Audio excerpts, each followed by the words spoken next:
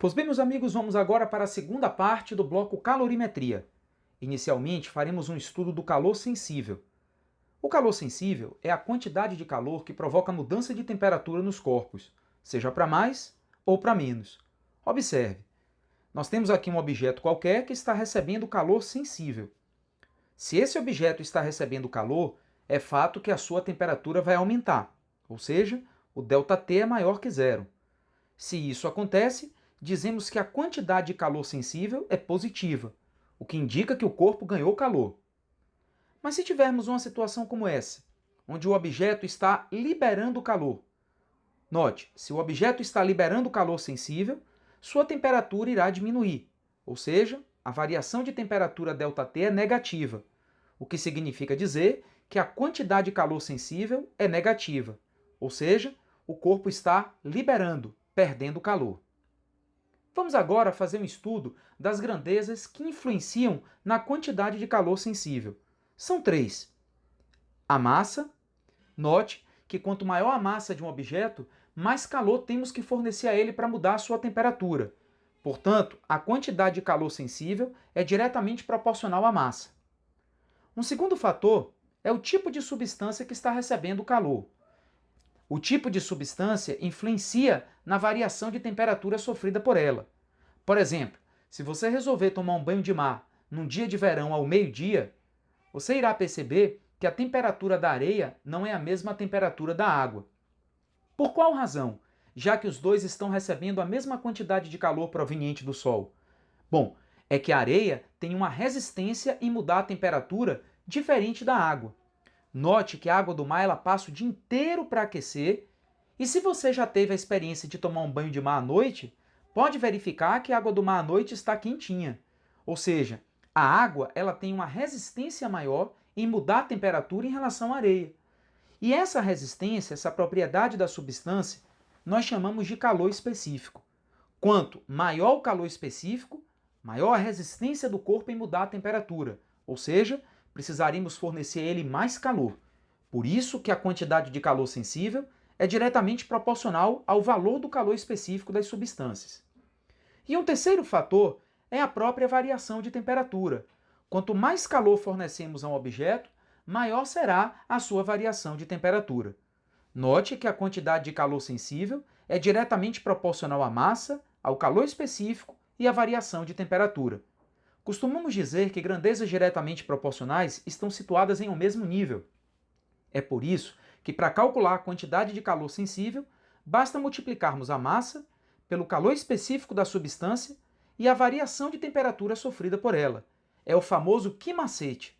Então não esqueça, precisou calcular a quantidade de calor que provoca a mudança de temperatura nos corpos?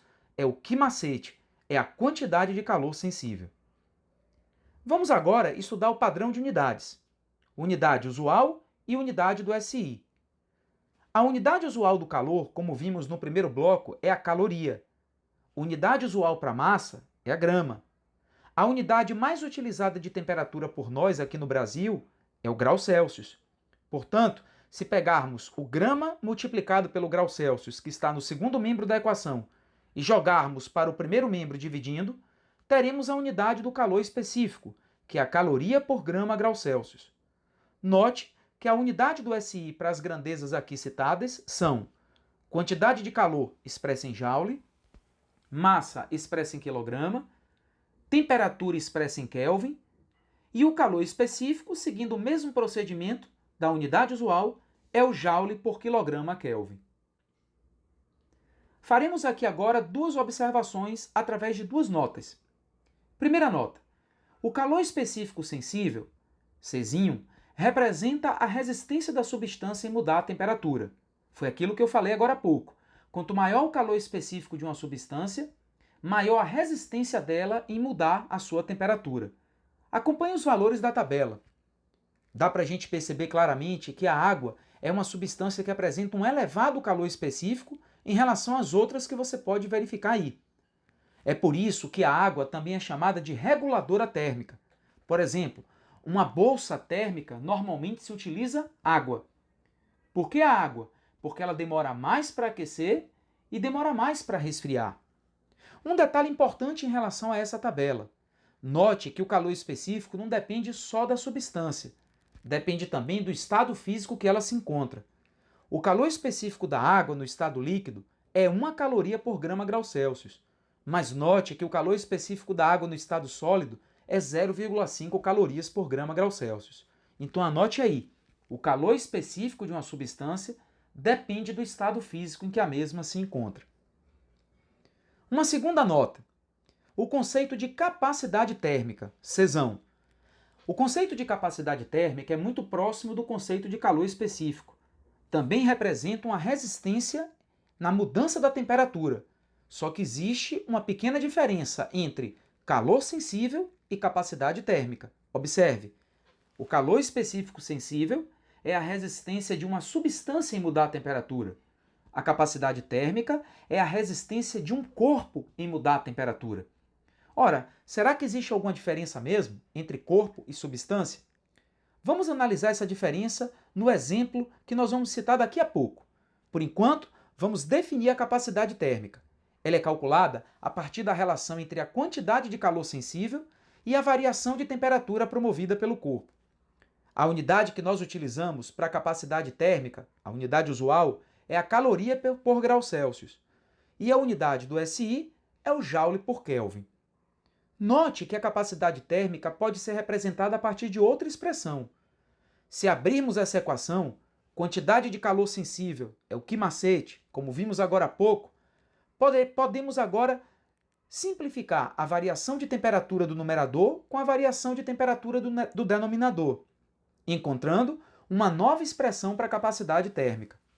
Portanto, não esqueça, a capacidade térmica pode ser representada de duas formas, ou o produto da massa pelo calor específico, ou a razão entre a quantidade de calor e a variação de temperatura. Vejamos agora um exemplo que mostra bem a diferença entre o conceito de calor específico e o conceito de capacidade térmica.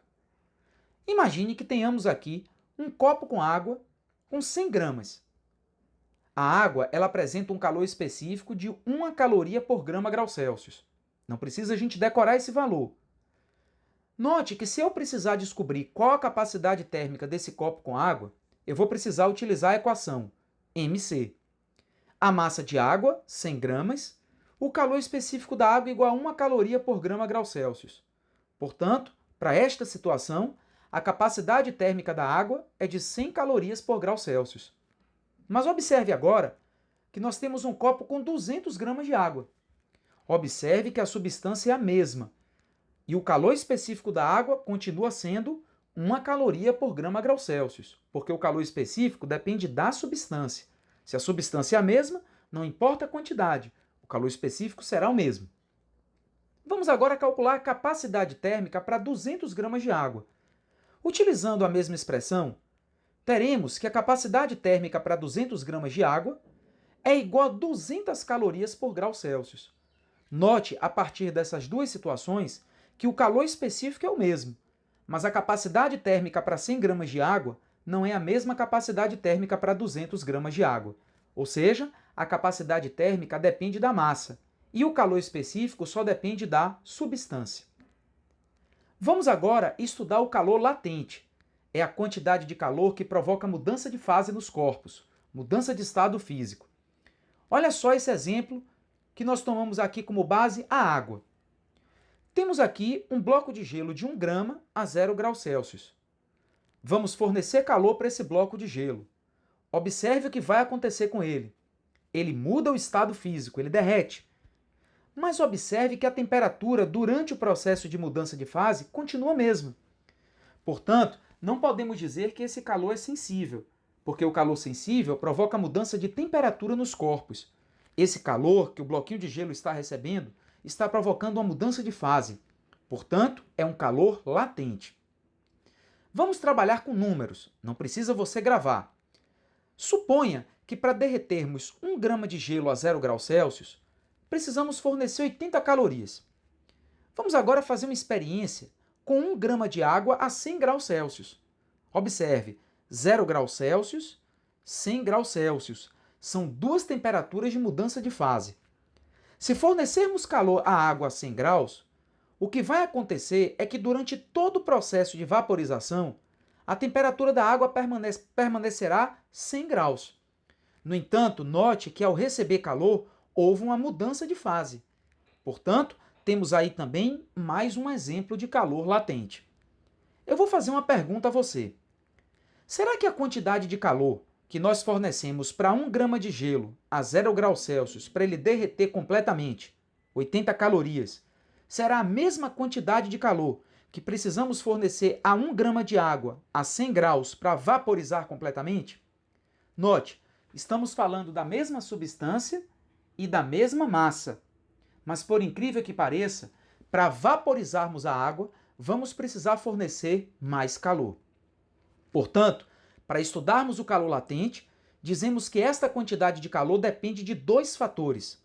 Da massa, observe que quanto maior a massa de uma substância, mais calor eu vou precisar fornecer para mudar o estado físico dela. Imagine você que tenhamos aqui um bloquinho de gelo de 1 grama. Bom, para derreter um bloquinho de 1 grama é bem fácil, mas para derreter um bloco de 1 tonelada, nós já vamos precisar fornecer mais calor. Portanto, a massa e a quantidade de calor latente são diretamente proporcionais. Quanto maior a massa de um corpo, maior a quantidade de calor que teremos que fornecer a ele. Um outro detalhe importante que vimos agora há pouco é que por mais que tenhamos a mesma massa e a mesma substância, mudanças de estados físicos diferentes requerem quantidades de calores diferentes. Ou seja, da mesma forma que existe um calor específico sensível, que estudamos no calor sensível, existe um calor específico latente. E esse calor específico latente é a resistência da substância em mudar o estado físico. Quanto maior a resistência da substância em mudar o estado físico, mais calor teremos que fornecer a ela. Por isso que para fundir 1 grama de gelo, nós só precisamos de 80 calorias, mas para vaporizar 1 grama de água, precisamos fornecer 540 calorias. Ou seja, mudanças de estados físicos diferentes requerem quantidades de calores diferentes.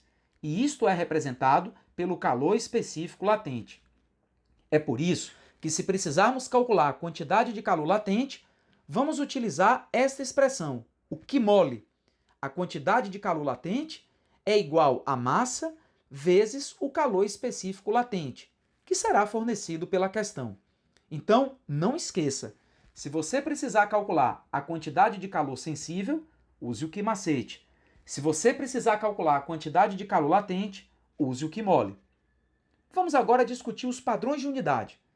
Unidade usual e unidade do SI. Como já vimos, a unidade usual do calor é a caloria. A unidade usual da massa é o grama. Pegando esse grama que está no segundo membro e jogando para o primeiro membro dividindo, encontraremos a unidade usual do calor específico latente, caloria por grama. A unidade do SI para essas três grandezas são quantidade de calor expressa em joule, massa expressa em quilograma, portanto, o calor específico latente expresso em joules por quilograma. Acompanhe comigo esta nota. O calor específico latente, como eu falei agora há pouco, representa a resistência da substância em mudar o estado físico. Observe os valores na tabela. Vamos tomar como base a água.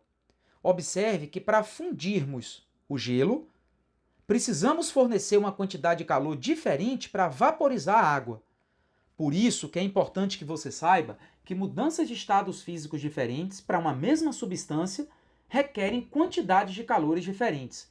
Por isso que existe o calor específico latente.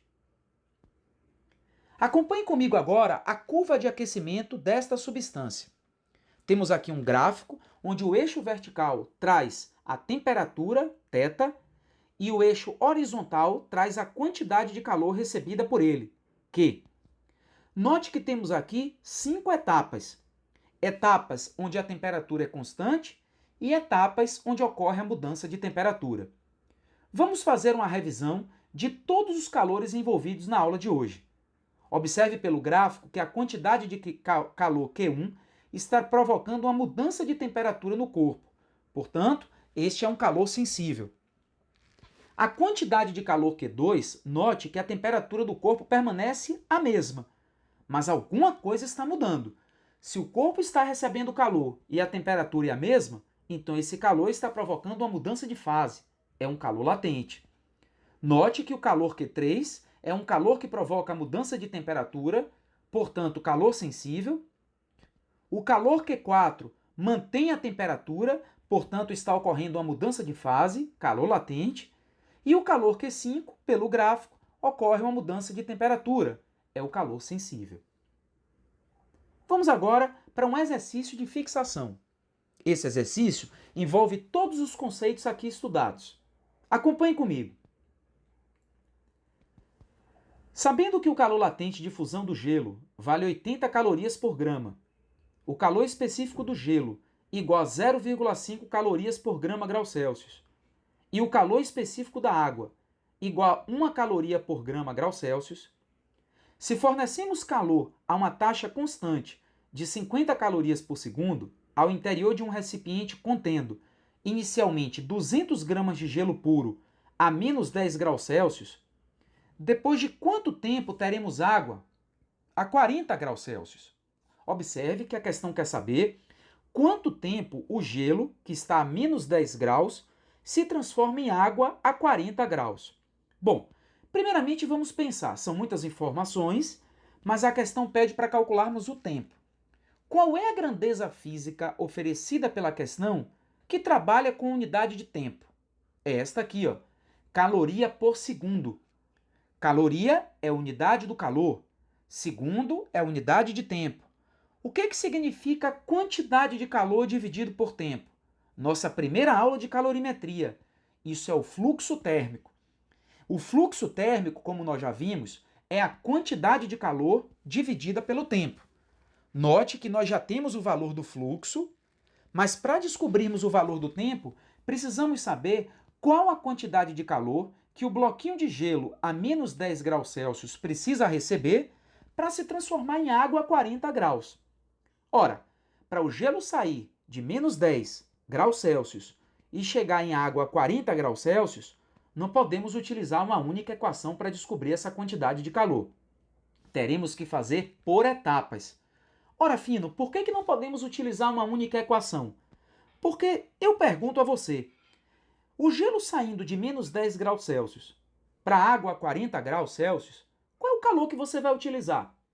O sensível ou o latente? Porque note que estão acontecendo as duas coisas aí, mudança de temperatura e mudança de fase. Por isso que não dá para a gente utilizar uma equação só. Neste caso, teremos que calcular essa quantidade de calor total por etapas. Acompanhe comigo. Temos inicialmente gelo a menos 10 graus Celsius. O máximo de temperatura que podemos fazer com que o gelo chegue sem modificar o estado físico é 0 grau. Quando o gelo chega a 0 graus Celsius, se continuarmos fornecendo calor, esse bloco de gelo não vai aumentar a temperatura, pois ele chegou no ponto de fusão. Então ele vai começar a derreter e durante o processo de mudança de fase, sua temperatura permanece, não muda. Mas nós não queremos água a 0 grau, queremos água a 40 graus. Se continuamos fornecendo calor, vamos chegar em água a 40 graus. Note que a quantidade de calor total para que esse processo aconteça é a soma da quantidade de calor Q1, da quantidade de calor Q2 e da quantidade de calor Q3. Então, vamos calcular essa quantidade de calor total. Observe bem o diagrama, observe bem a figura. A quantidade de calor Q1 está provocando mudança de temperatura.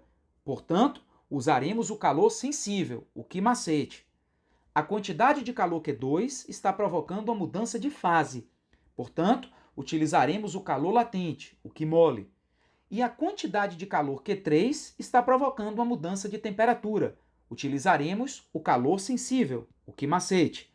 Então, abrindo esta equação, teremos que a quantidade de calor total será a massa vezes o calor específico do gelo vezes a variação de temperatura. É a quantidade de calor Q1, mais a massa vezes o calor latente de fusão, é a quantidade de calor Q2, mais a massa vezes o calor específico da água vezes a variação de temperatura da terceira etapa. Substituindo os valores que temos no enunciado e resolvendo essas operações, observe que a primeira parcela teremos 1.000, a segunda parcela 16.000, a terceira parcela 8.000. Portanto, a quantidade de calor total envolvida nesse processo é de 25.000 calorias. Mas a questão não pede a quantidade de calor total, ela quer saber quanto tempo esse processo acontece. Vamos agora pegar essa quantidade de calor total e substituir no conceito de fluxo. Assim, encontraremos um intervalo de tempo de 500 segundos. Portanto, para o bloco de gelo a menos 10 graus Celsius se transformar em água a 40 graus Celsius, são necessários 500 segundos de exposição à fonte de calor, que oferece uma potência de 50 calorias por segundo. É isso aí, meus amigos. Esta foi a videoaula de hoje. Fique ligado e acompanhe a terceira parte do estudo da calorimetria. Um grande abraço!